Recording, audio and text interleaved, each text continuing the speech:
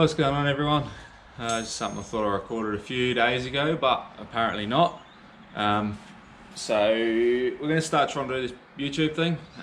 Start doing some videos, probably try and keep them every couple of weeks, see how we go. Just obviously work and life commitments.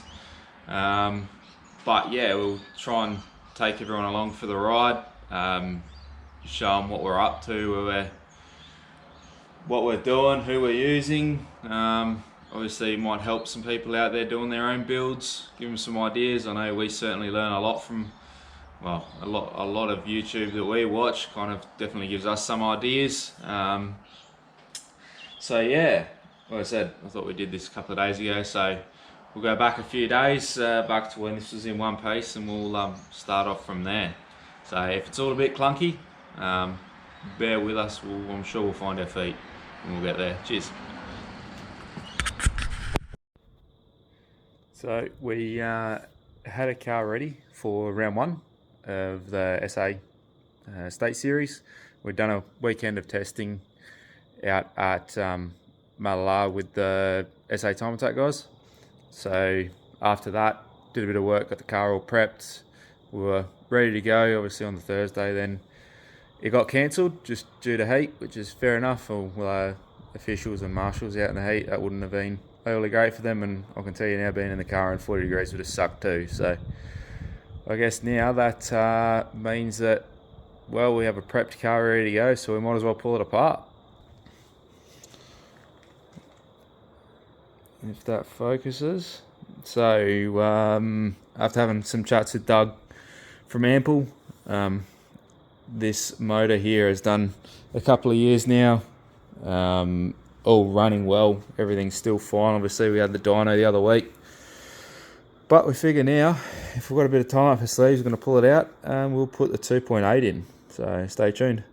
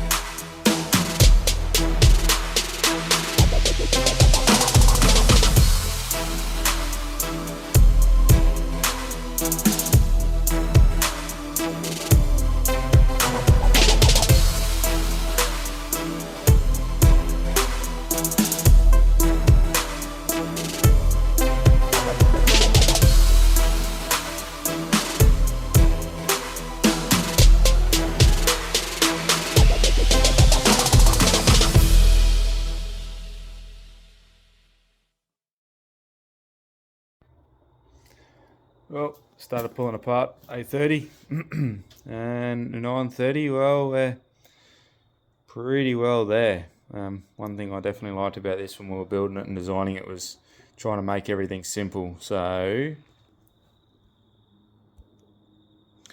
all the front, basically 6 bolts, splitter drops off, take off your oil lines, coolant lines, intercooler pipes, all that drops off nice and easy. All the wiring just tucks up out of the way. Turbo's off. Nearly ready to head to Dougie's and start looking at getting the 2.8 in.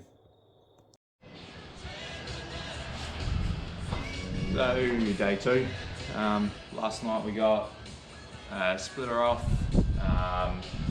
bits and pieces, turbo, all that. Today we'll be taking all the timing cover off, the cams out, starting to get ready to pull the head off. We are actually going to be taking the exhaust manifold off. Currently it's all heat wrapped, and as anyone who's used it before knows, it's pretty itchy.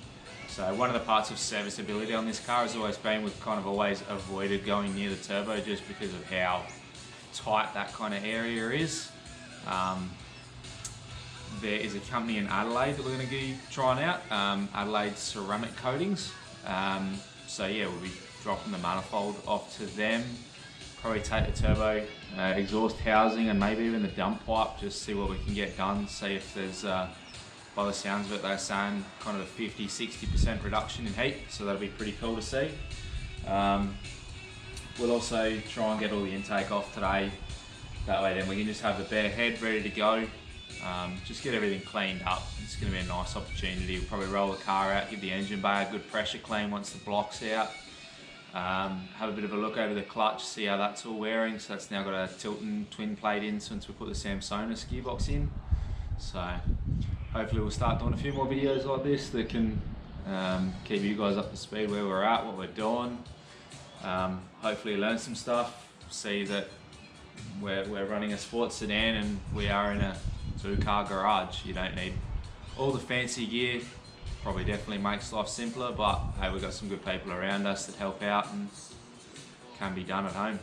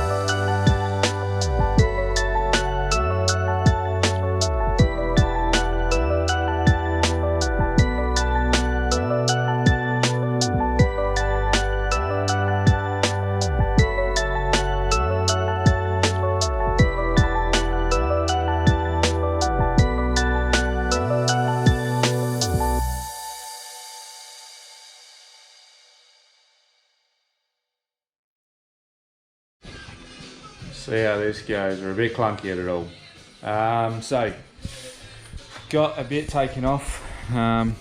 We've got the alternator off. That's all kind of clear. We've got all the front timing cover off.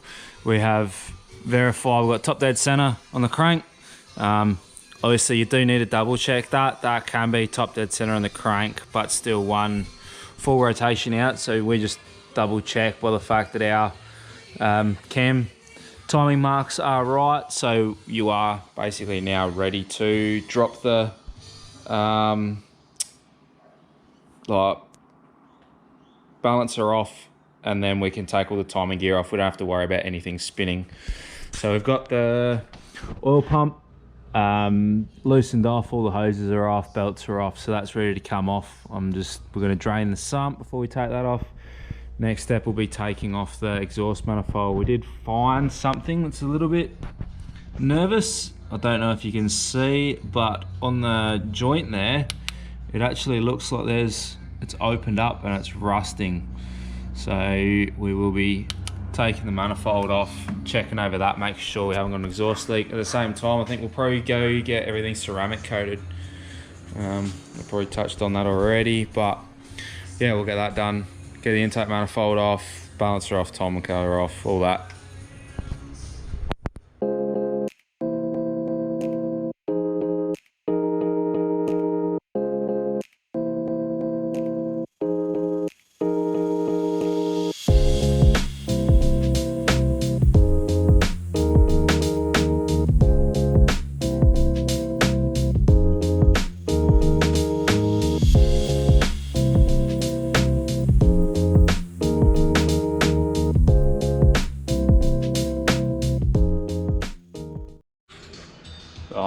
almost positive there'll be a comment or question about this. So, the green timing cover. Bit of a funny story. We actually had the tensioner stud fail on this back in 2021. When it failed, obviously, usual kind of carnage. Dropped the timing belt, smashed all the valves. I can show you those actually if you want, and the stud. But when it did it, it actually knocked the timing cover forwards, pushed the timing cover into all the pulleys and just smoked it. So at the time when we were living in Roxby, pretty hard to get bits and pieces, like kind of 600 k's away from Adelaide as a city. So Pencil, a mate of mine, he actually had this green timing cover at his house, and he said I could have it on one proviso, it stayed green. So shout out to Pencil. We couldn't find one quickly, easily. He had it sitting on the shelf. So yeah, it stayed, and I'll keep it green. I'm not too fast. It looks kind of cool. It's always a bit of a conversation piece. So yeah.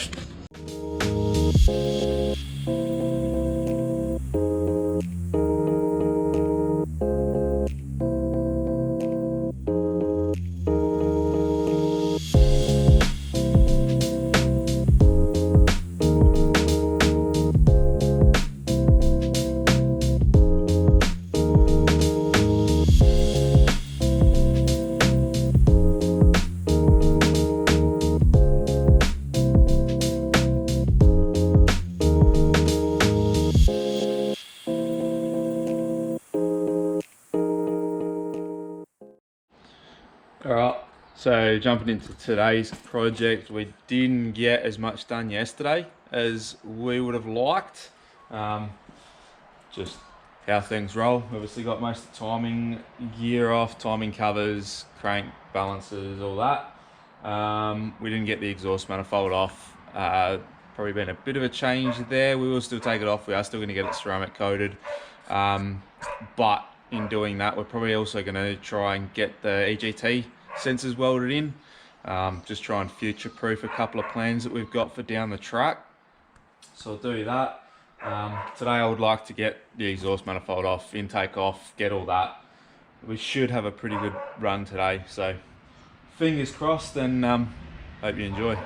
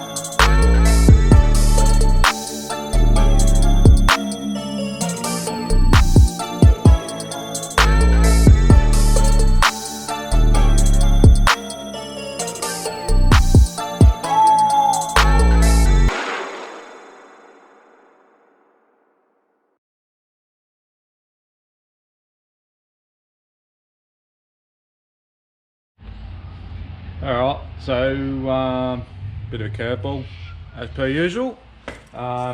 We knew about the bit of damage to the exhaust housing, a bit of rust. What we weren't expecting though was getting ready to take everything down and get ceramic coated is it's actually damaged the exhaust wheel. I don't know how well you guys will be able to see it, but it's actually taken some chunks out.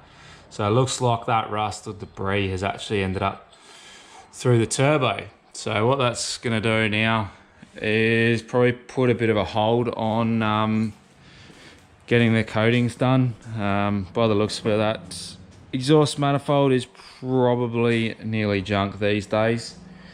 So there has been a bit of a plan for a while, Doug and I have spoken about, is going to a Garrett G35.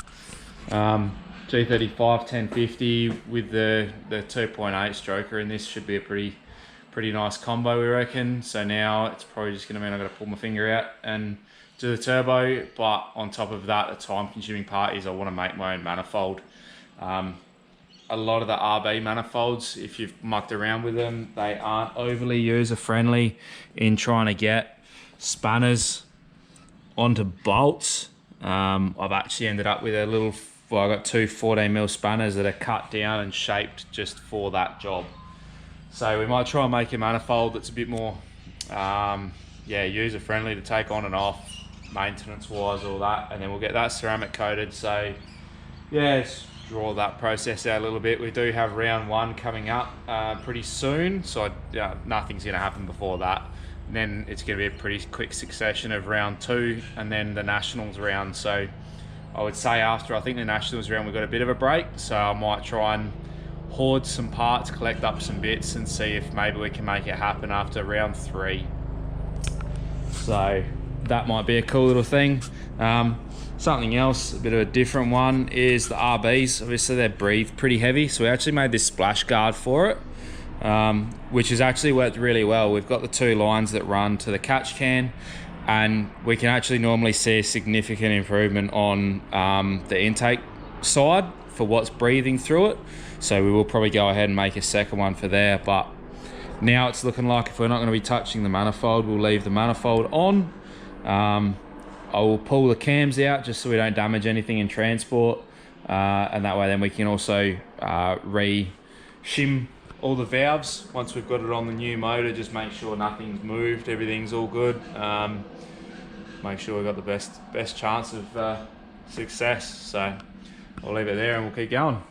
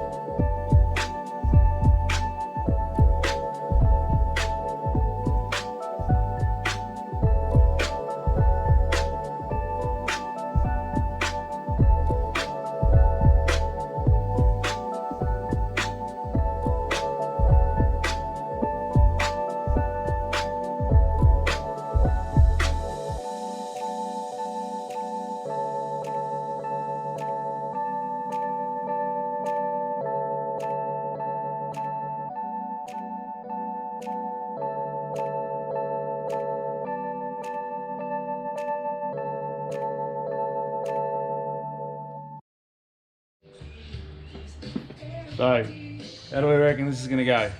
We have everything undone, all the ARP Head bolts out, fuel lines are off, coolant lines are off, vac lines are off. Obviously still have manifolds on, but I'm just trying to do that for simplicity. We've got the little pesky M6 bolts that end up catching me out last time, front and rear, so they're off this time. Head drain's off. Got just a blanket down here waiting for it, so we'll see if it comes off nice and easily or if it wants to fight. We actually haven't pulled the head off since we have shuffled the motor back. Obviously there's a big pocket in the firewall now, so I figure we're gonna have to take the head studs out to get the height. So they're out. Now it should just be come off the dowels. Let's go.